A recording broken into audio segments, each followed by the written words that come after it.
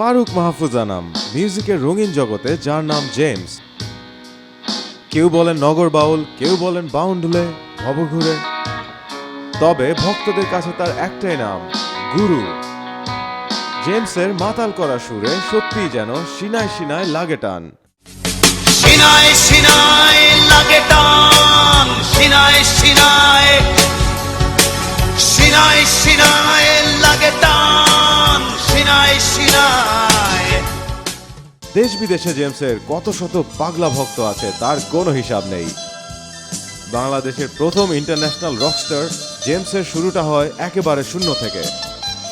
চট্টগ্রামের অলিগলিতে ভবঘুরের মতো বেড়ানো সেই বাউন্ডুলে ছেলেটির নগর বাউল হয়ে ওঠার গল্প কাউকে অবাক করে, কারো কাছে হয়ে ওঠে এক মুঠো অনুপ্রেরণা। 1964 সালের 2 অক্টোবর ফারুক মাহফুজ আনামের জন্ম হয় উত্তরবঙ্গে নওগাঁর পত্নীতলায়। তার বাবা ছিলেন সরকারি চাকরিজীবী, তাই ছোটবেলা থেকেই বাবার সাথে দেশের নানান প্রান্তে ঘুরে বেড়াতে হতো তাকে। বাবা চট্টগ্রাম শিক্ষা বোর্ডের চেয়ারম্যান হলেন। তখন থেকে চট্টগ্রাম শহরেই কাটতে থাকে তার শৈশব ও কৈশোর। চট্টগ্রামের পথে ঘাটে হয়তো বাউন্ডুলেপনা পেয়ে বসেছিল তাকে। সারাদিন আড্ডা, ঘোরাঘুরি আর নানান পাগলামি। দুষ্টু ছেলের দল আছে,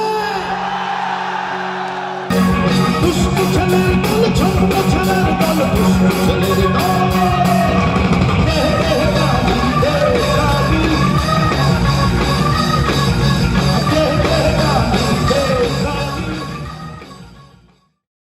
বাবা ঢাকা উচ্চ মাধ্যমিক শিক্ষা বোর্ডের ডিরেক্টর জেনারেল হয়ে চলে এলেন ঢাকায়, কিন্তু জেমস ছাড়তে পারলেন না প্রিয় শহরের মায়া, থেকে গেলেন চট্টগ্রামেই। মিউজিক নিয়ে পাগলামিটা তখন আরও জেগে বসেছে জেমসের মাথায়। গিটার আর মিউজিক বাদে কোনো কিছুতেই মন নেই তার। সারাদিন আড্ডাবাজি আর হই হুল্লোড়। ছেলের এমন বাউন্ডুলেপনাকে কোনোদিনই ভালো চোখে দেখেননি তার সরকারি চাকুরে বাবা। জেমস যখন পড়ছেন ক্লাস 9-এ, বাবা বুঝলেন ছেলের দ্বারা পড়াশোনা সম্ভব নয়। রাগ করে ছেলেকে ঘর থেকে বের করে দিলেন। সেই থেকে পথে পথে ঘুরেই দিন কাটানোর শুরু। ঠাঁই হলো চট্টগ্রামের আজিজ বোর্ডিং।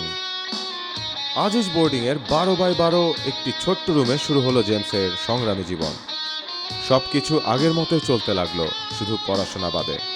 ক্লাস একবারেই করতেন না, পড়ালেখার আশেপাশেও যেতেন না। পরীক্ষার আগের রাতে বন্ধুর বাসায় লুকিয়ে রাখা গিটার নিয়ে গান গাইতে ছুটে যেতেন। কখনো কখনো তিনি নাইট ক্লাবে গান বাজনা করেই রাত কাটাতেন। একটা পেপসি, পয়সা আছে তো? একটা ফাটাফাটি গান শুনবেন? আহই হই কাণ্ড, রহি রহি ব্যাপার,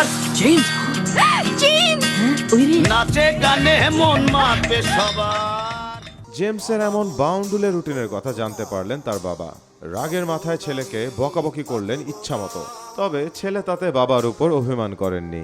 বাবা জানতেন না অনেকগুলো বছর পর ছেলেটা যখন পরিপূর্ণ যুবক, দেশের কোটি মানুষ তাকে চিনবে।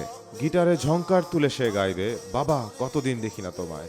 বাবাকে কখনো সেই গানটা শোনাতে পারেননি জেমস। বাবা ততদিনে চলে গেছেন না ফেরার দেশে। ভেঙে পড়লো বাবা, কতদিন কতদিন দেখি না তোমায়। কেউ বলে না তোমার মতো কোথায় খোকা, ওরে বুকে আয়। মায়ের কথা স্মরণ করেও পরবর্তীতে গান করেছেন জেমস। রাতের তারায় খুঁজেছেন মায়ের মমতাময়ী মুখ। রাতের তারা আমায় কি তুই বলতে পারিস, কোথায় আছে কেমন আছে মা। আজিজ বোর্ডিংয়ে থাকতেই ফিলিংস নামের একটি ব্যান্ডে পারফর্ম করতে শুরু করলেন। বোর্ডিংয়ের সেই কামরায় গান তৈরির নেশায় কাটতে থাকে একের পর এক বিনিদ্র রাত। তখনও কেউ জানে না সেই রুমেই জন্ম নিচ্ছে বাংলা মিউজিক ইতিহাসের সবচেয়ে বড় তারকাদের একজনের। রুম নাম্বার 36-এ ছিল আমার বসবাস। প্রিয় আজিজ বোরিং, প্রিয় আজিজ বোরিং, বাকি থেকে আজিজ বোরিং। মিউজিককে ততদিনে সবকিছুর চেয়ে বেশি ভালোবেসে ফেলেছেন জেমস। মূলধারার মিউজিকে কাজ করতে তাই শেষ পর্যন্ত চট্টগ্রামের মায়া ছেড়ে ঢাকায় চলে আসলেন। শুরু হলো তার নতুন স্ট্রাগল। সেই সময় তিনি জনপ্রিয় ইংরেজি গানগুলো কভার করতে থাকেন, সঙ্গে চলতে থাকে নিজের অ্যালবাম প্রকাশ করার চেষ্টা। Heaven from hell, blue skies from pain. Can you tell a green field from a cold... 1986 সালে জেমসের প্রথম অ্যালবাম স্টেশন রোড প্রকাশ পায়। তার পরের বছরই আসে জেমসের প্রথম একক অ্যালবাম অনন্যা। এই অ্যালবামের অনন্যা আর ওই দূর পাহাড়ে গান দুটি ভক্তদের মনে গেঁথে আছে এখনো। তারপর এলো জেল থেকে বলছি। মৃত্যুর দিন আমি গুনছি, শোনো জেল থেকে আমি বলছি। অডিও বাজারে বড় ধরনের একটা ঝাঁকুনি দেয় জেল থেকে বলছি অ্যালবামটি। অ্যালবামের প্রতিটি গান বাংলা মিউজিক অডিয়েন্সের কাছে জেমসের ভেরিয়েশন ইমেজ তৈরি করে ফেলে। এই সময়টাকে অডিও বাজারেও সবচেয়ে সফল যুগ বলা হয়। এর পরের গল্পটা সবারই জানা। জেমসের হাতে ধরা দিতে থাকে একের পর এক সাফল্য। এহসান এলাহিকে নিয়ে নগর বাউল নামে নতুন ব্যান্ড করলেন। বাংলা ভাষায় তিনিই প্রথম শুরু করলেন সাইকেডেলিক রক। প্রতিটি গানই পেতে থাকে তুমুল জনপ্রিয়তা। দেশের মঞ্চ কাঁপিয়ে বলিউডেও প্লেব্যাক করতে থাকলেন নিয়মিত। আজিজ বোর্ডিংয়ের সেই ভবঘুরে হয়ে উঠলেন এক ইন্টারন্যাশনাল রক স্টার।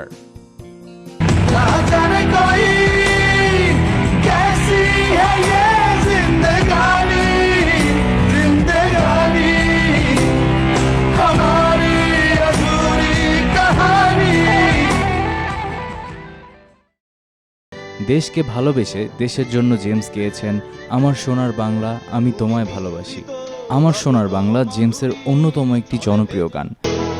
আমার সোনার বাংলা আমি তোমায় ভালোবাসি, জন্ম দিয়েছ তুমি মাগো তাই তোমায় ভালোবাসি। অবসর সময়ে জেমস টেলিভিশন দেখেন, বই পড়েন, তবে সবচেয়ে বেশি রয়েছে ফটোগ্রাফির নেশা। মিউজিকের পর ফটোগ্রাফি তার দ্বিতীয় ভালোবাসা। ছবি তোলাটা শুধু তার শখের জায়গায় আটকে নেই, জেমসের ফটোগ্রাফি স্কিল একেবারে প্রফেশনাল লেভেলের।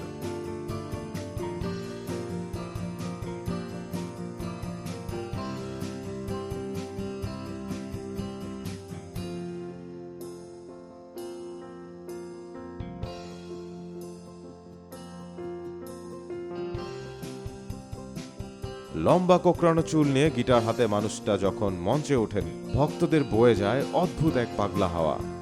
জেমস মানেই যেন অন্য গ্রহের কেউ একজন। নগর বাউলের গান আমাদের হাসায়, কাঁদায়, নতুন উদ্যমে বাঁচতে শেখায়। তাই তো এখনো জেমসের জন্মদিনে শহর ছেয়ে যায় ভালোবাসায়।